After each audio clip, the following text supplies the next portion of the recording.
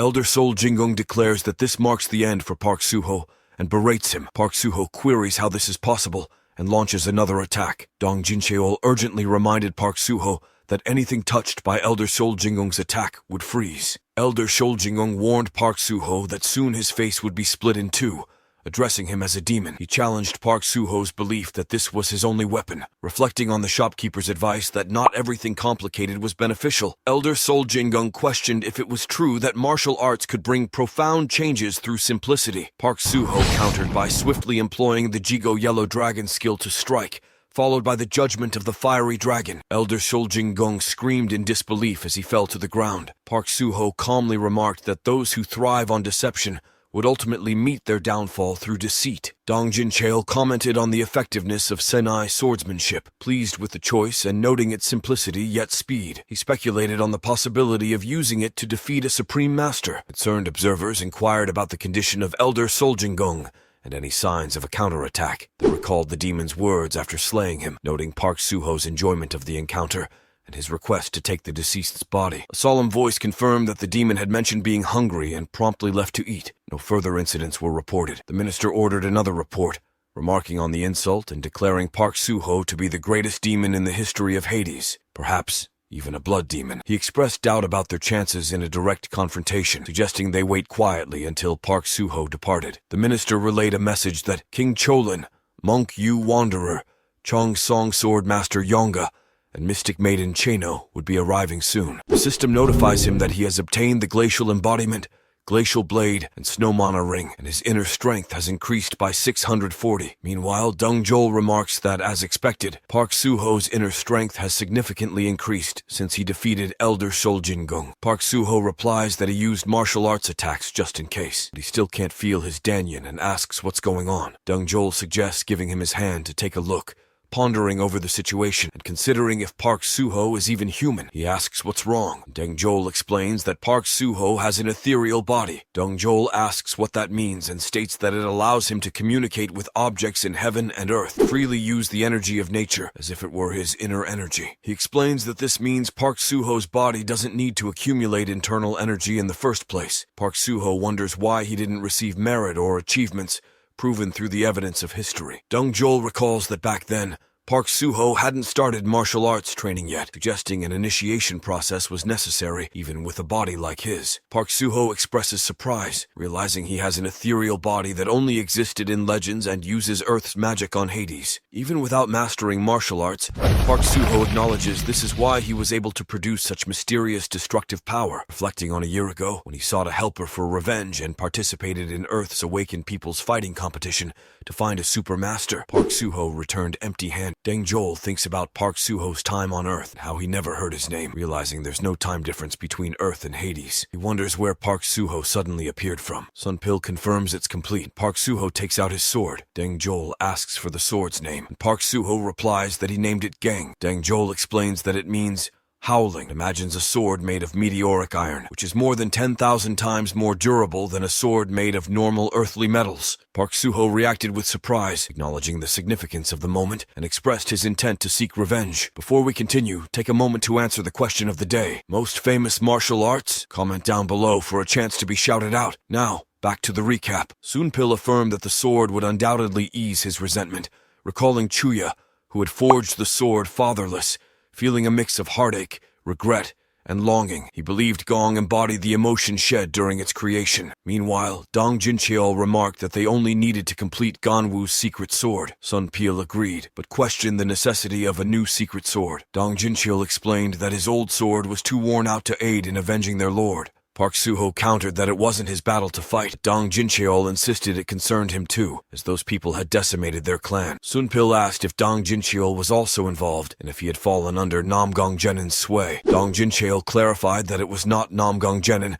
but the former leader of the Martial World Alliance, the family head. Park Suho questioned if the family head was someone else, but Dong Jincheol asserted that it made no difference whether it was the Moang family or the entire Martial World Alliance. They were all equally his enemies. Park Suho insisted on stating his desire for a sword. Dong Jincheol explained that he had been imprisoned in the Demon Clan's jail to eliminate the enemies of the Martial World Alliance. He emphasized that meeting their lord there was fate ordained by the heavens, solidifying their bond as military comrades. Park Suho pondered whether to kill him, and Sunpil stated that it would take 2 days to complete the secret swords for Dong Jincheol and Ganwoo before they could depart. Dong Jincheol expressed gratitude, admitting he didn't know how to repay this kindness. Sunpil responded that there was no need for thanks, as it was his duty. He then inquired if this was where the demon cultists were. An old man in his team expressed disbelief, unable to fathom that Elder Soljingung had died in such a place. Another person in his team warned that the head of the demon cult was theirs to deal with, and that they shouldn't interfere. A girl in his team noted that it seemed that someone had already entered. Sunpil remarked on Sangil's impatience, commenting that his temper would cost him his other arm. Ganwoo asked who Sangil was,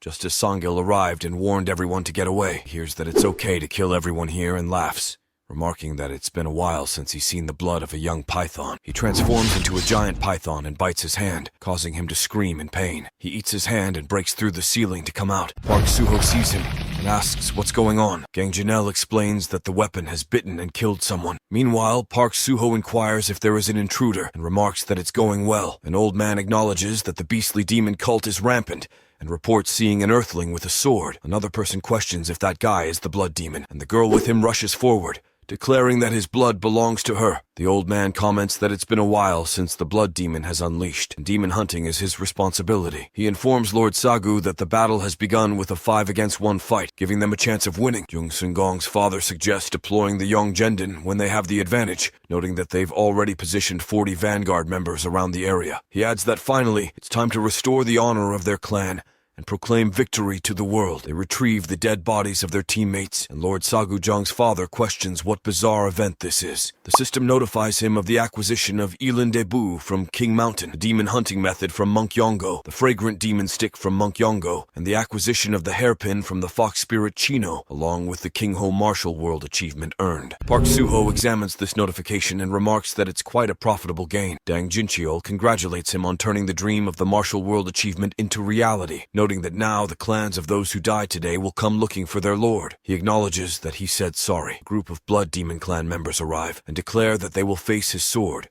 with their leader stating that he has come to avenge Master Jungsung. After a while, Park Suho asks if they are already here. Dong Jincheol responds that in the past 4 years, 45 people have fallen to the Blood Demon, including 3 Supreme Masters, 17 Great Masters, and 25 First-Class Masters. Jongkin expressed concern over their brothers dying in their domain and questioned how they could stand by and do nothing. Jong S.'s father remarked that Yongjingan might seize the opportunity to invade, but they needed to conserve their forces to defend against the Hwanga clan. Jongkin acknowledged this, but expressed frustration. The minister suggested that, considering the Blood Demon's potential targets, it might be best to retreat for now. Jong S.'s father proposed leaving their home while the clan leader was away, questioning the practicality of their current situation. The minister emphasized that retreat was the wisest strategy, revealing that a carriage was prepared in the backyard for their safety. They needed to hurry and get ready to preserve their leader's safety for the future. Yongsung hesitated, refusing to leave, but his father insisted that ensuring his safety was paramount. He acknowledged that the Blood Demon had proven to be too formidable for them to handle alone, and stressed the urgency of informing the Martial Arts Alliance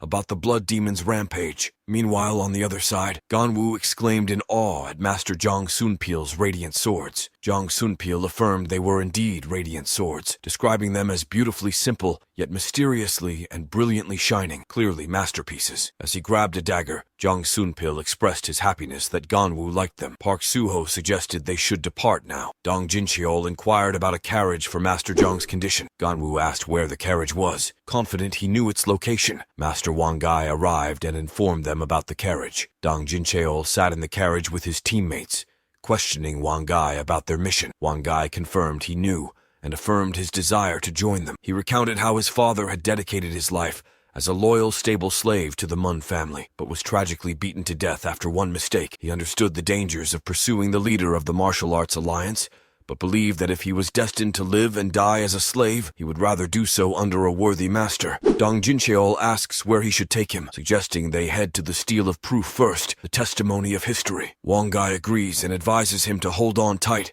as they reach another carriage nearby. The driver of the carriage informs the master of the So clan that an unidentified carriage is pursuing them. Jung Sung removes the curtain and sees Dong Jincheol inside the other carriage, which shocks him. His father asks if he knows him, while Dong Jincheol also wonders who they are. Jong says it seems to be the carriage of the blood demon, and his father asks what he means, ordering the driver to drive at full speed as he mentions the blood demon is chasing them. The driver of the carriage jumps into the river, leaving them in shock. Jung-sung's father exclaims, "CLS, damn it!" While Jung-sung observes that they are almost caught up, and wonders what they should do now. His father then jumps into the river as well. Dong Jincheol looks at them and remarks that they are crazy people. Meanwhile, the head of the family attacks a monster, cutting off its head and announcing that he has beheaded the enemy chieftain. His team members become happy to see this. 2 guards arrive and report to him that they have finished clearing the remnants in the northern houses. The other guard adds that they have also eliminated those fleeing to the southern swamp and collected the spoils. The family head asks for the name of one of the guards. He replies that he is Yon San, the leader of the 7th unit of the Hue troop. The family head acknowledges the spirit of the San family, which was annihilated by the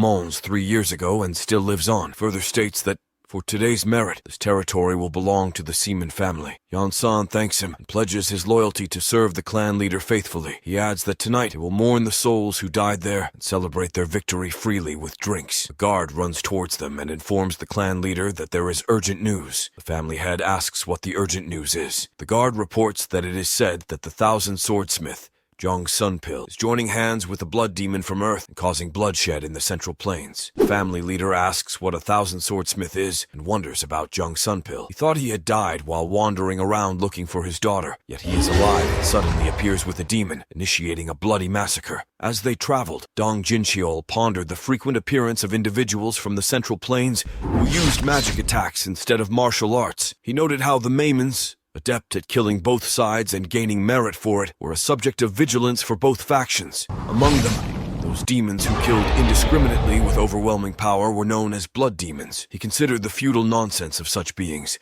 imagining a scenario where a blood demon and 1,000 swordsmith joined forces. Meanwhile, back at the family headquarters, the family had instructed the chancellor to dispatch an investigative squad. Jonggon Sealman acknowledged the command. Dong Jincheol's carriage arrived at the scene, and he immediately inquired about the situation. Wang Gai pointed out the presence of a hairy individual nearby. Gunwoo expressed surprise at the person's appearance. Dong Jinchu questioned the identity of the bear-like figure, observing a giant warrior who demanded payment for passage through the road. Park Suho queried if the individual was a marauder, a question confirmed by Dong Jincheol, who labeled them as bandits. The giant warrior dismissed them as nuisances and left to confront them. Dong Jincheol assured that he would repay the trust placed in him, with Ganwoo echoing similar sentiments, expressing his intent to handle the situation. Park Suho indicated he would merely observe as the giant warrior commented on their inability to articulate their thoughts. One of his soldiers remarked that the carriage did not appear to contain any wealth, while another expressed hunger. Yet another soldier suggested eating them if they lacked money. Dong Jincheol advised them to calm down, mentioning a valuable gift received earlier that day from a special person, likely meant for use in such situations. The giant warrior inquired about the nature of the gift. Dong Jincheol responded by urging him to brace for a lightning strike, then swiftly hurled daggers at the giant warrior. One dagger pierced his forehead, while others impaled his soldiers' heads. Reflecting on the effectiveness of the 1,000 swordsmith's daggers, Dong Jincheol acknowledged their unparalleled sharpness. Meanwhile,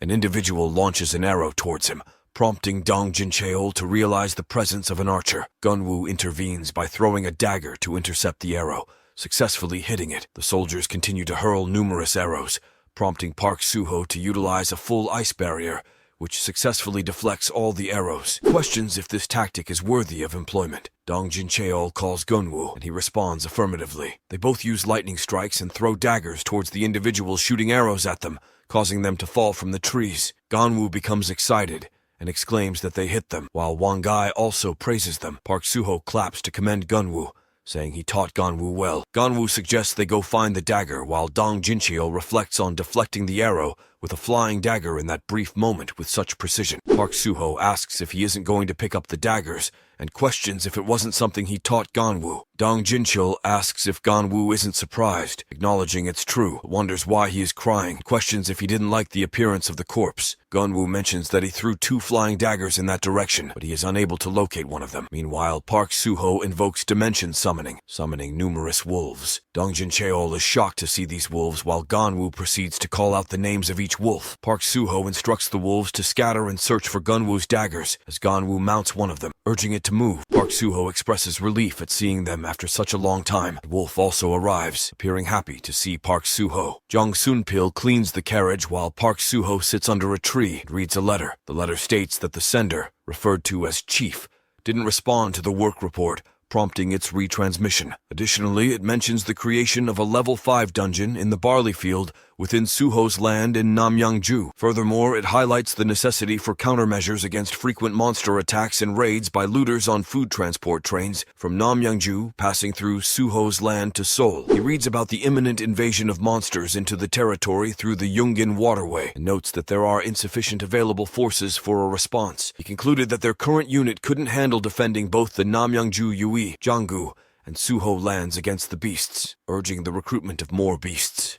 He emphasized the urgency of the situation, setting aside thoughts of revenge and prioritizing immediate action, stressing that if they didn't hear back this time, reluctantly cooperate with the guild raid, even if it meant paying administrative and military fees. He emphasized the importance of preventing the flying monster from entering their lands and instructed to never call the wyverns. Meanwhile, Park Suho suggested that, with an increase in prey, they needed more predators, and asked about ferocious beasts in the vicinity. Dong Jincheol responded that Nanmen was the place to find such beasts. Park Suho inquired about Nanmen's distance from their current location. Dong Jincheol explained a shortcut available, prompting Park Suho to decide they should head to Nanman first and instructed him to guide them through the shortcut. While Park Suho prepared a reply to the letter promising reinforcements soon, Gunwoo arrived holding his daggers, announcing he had found them. Birds flew around the Nanmen family caravan as the family had inquired about the movement of the beast-wielding demon toward Nanmen. The minister agreed, suggesting that based on the group's description, he appeared to be the blood demon reported by the Moon family. The family had noted the influx of wild beasts and queried if he was somehow related to the beastmen. The minister clarified it wasn't certain but something they needed to prepare for. The family head then asked about their current location. The minister informed them of a village called Hupa along their path, deemed suitable for ambush and attack. When asked about the leader of the Hu sect, the minister described Hin as having low intelligence,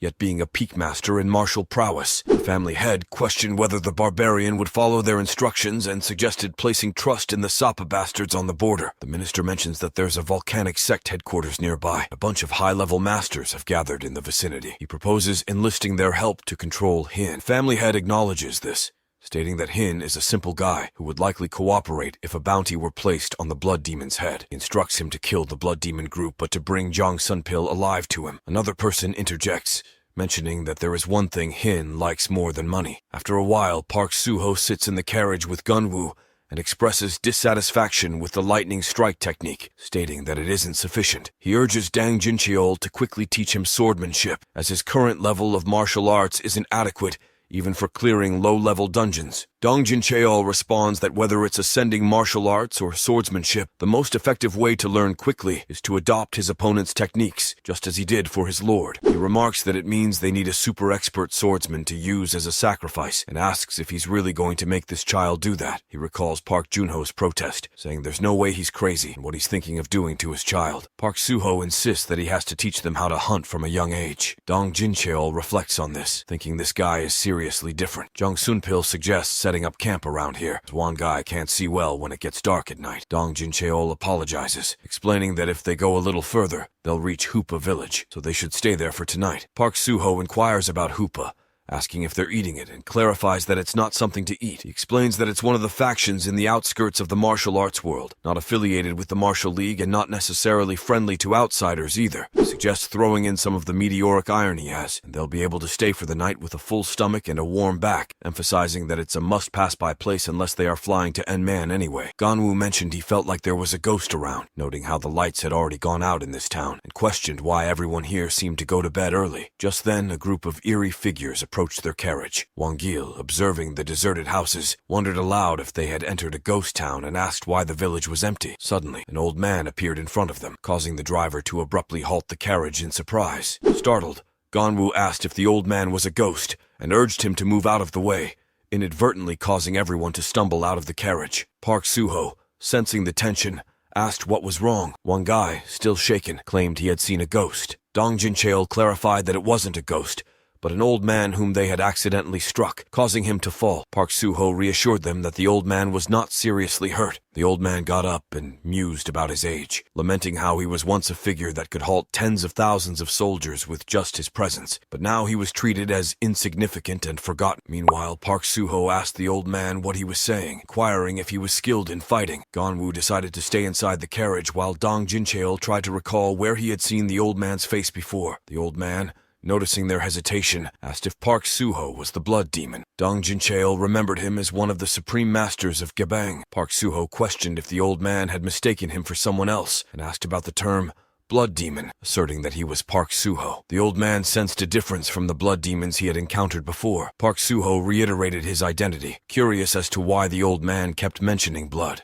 Dong Jincheol cautioned them to be careful, explaining that the old man was one of the supreme masters of Gebang who had been hunting Maimons for centuries. Park Soo-ho concluded that he must eliminate him eventually. Meanwhile, atop a house, the leader of the Manhwa sect reflected on the fleeting nature of life, recalling Jino, the enduring legend who had commanded mighty forces for 400 years. Known as Yoongi, he wondered if a single punch from the blood demon could send one to the netherworld. Dong Jincheol identified the martial artist atop the house as Jajin, first sword of the Manhwa sect, and instructed him to search for any remaining survivors. He became emotional as he recalled Jajin's mother and father, whom he had killed. Jajin comments that the concealed weapons technique boasted by the Sichuan Tong family is nothing special. Dong Jincheol thinks it's been a long time since he last saw his family's nemesis. He asks what happened and questions if Jajin suddenly died in one hit. Another clan leader asks if he is the blood demon with the bounty on his head. Perplexed, Park Soo-ho identifies himself and questions why people keep referring to him as a blood demon. The clan leader remarks, "Okay, the ones with smooth skin, they look quite delicious." Park Soo-ho asks Dong Jincheol if these are the individuals they were discussing from Hoopa, notes that they look a little peculiar. Dong Jincheol responds that it seems so. They must have been enticed by the bounty. The leader of Mount Hua addresses the blood demon party, offering to spare their lives if they surrender the blood demon's head under his merciful instructions. Park Soo-ho questions whose authority would spare their lives, and they all rush to attack the blood demon clan. One of them threatens to capture all the earthlings,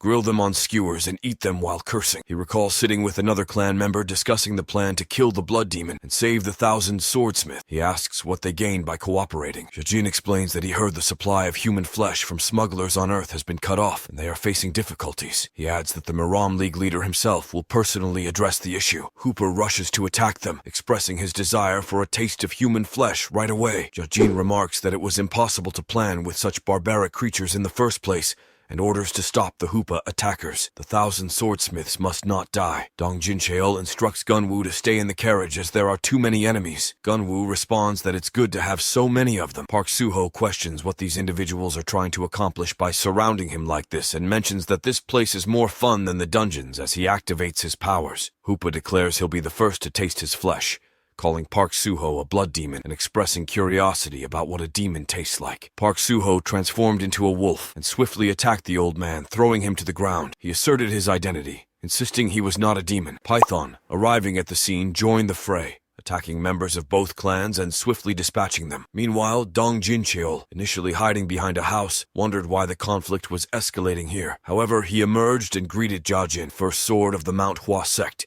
with a flurry of daggers. In response, Jajin employed the arrow-breaking stance to halt the daggers, questioned Dong Jincheol's identity. Park Soo-ho, still in wolf form, kicked aside a soldier in his path and howled as he advanced. He questioned Jajin's reputation of slaying 1,000 enemies with a single swing and demonstrated the Huchin gun horizontal sweeping technique, swiftly incapacitating numerous soldiers. Python continued to consume soldiers in the vicinity, while Gunwoo, excited by their success, remarked on their victory. Sunpil reflected on how the tears of Gyeong would turn into blood, considering it his best masterpiece. Park Soo-ho reverted to his human form, commending everyone's performance and noting that Python was handling the remaining foes effectively. Dong Jincheol called out to Park Soo-ho and rushed towards him, questioning why Jajin was approaching again, and if he wasn't supposed to handle that side. Dong Jincheol explained that Jajin was the supreme swordmaster of the Mount Hua sect, the one their leader had been seeking. He then asked about Jajin's intentions. Jajin swiftly launched an attack, catching Park Soo-ho off guard, but he managed to block it. Park Soo-ho casually mentioned he was from Earth, commenting on Jajin's speed and asking if he knew how to use a sword. Jajin questioned Park Soo-ho's statement and challenged him to try and kill him before dealing with the individual attempting to escape. Before we continue, Let's take a moment to shout out at Anshtagar682, who commented, "Please continue this PLZs on our Questism video. Thanks for commenting." Jajin repeatedly attacked Park Suho, who skillfully evaded each strike. Dong Jincheol observed Jajin's fighting style, recognizing it as the Do 9 swords and wave sword style. He warned Park Suho to be cautious, noting that defeating Jajin with swordsmanship alone would be challenging. Jajin vowed to pierce through Park Suho's heart first and launched another assault. Park Suho responded swiftly, using his ice shield to block the attack, prompting Jajin to recognize it as Seijin Gang's martial arts technique. Park Suho retaliated with the Jigo Yellow Dragon stabbing technique, further enraging Jajin. Jin questions how Park Suho dares to face him with such inferior swordsmanship. He summons the Manhwa Wild Horse and sends it to attack Park Suho, also calling forth the Manhwa Wild Eagle. They surround Park Suho from all sides. Python and his teammates witness the scene, with Python calling out to Park Suho as he falls to the ground. Meanwhile, Jajin asserts that Park Suho must have believed the Central Plains were a joke just because he killed a few masters like Shol Jingung. Dong Jincheol acknowledges that there's no way his lord could be defeated. He took a direct hit from Jin's sword technique. Jajin remarks on someone hiding there, noting their expression is truly something to behold, and questions if they genuinely serve the blood demon. Another person declares that once they return with the blood demon's head, he'll be more than happy to sever his limbs. Jin curses his inability to move his body, despite his enemy being right in front of him. Park Suho concedes that he really can't win in a sword fight as he surveys the many corpses around him, pondering who hid these human corpses and why there are so many of them. Hooper rushes to attack him, expressing his desire to taste human flesh. Park Suho contemplates if Hooper mentioned something about flesh and blood earlier.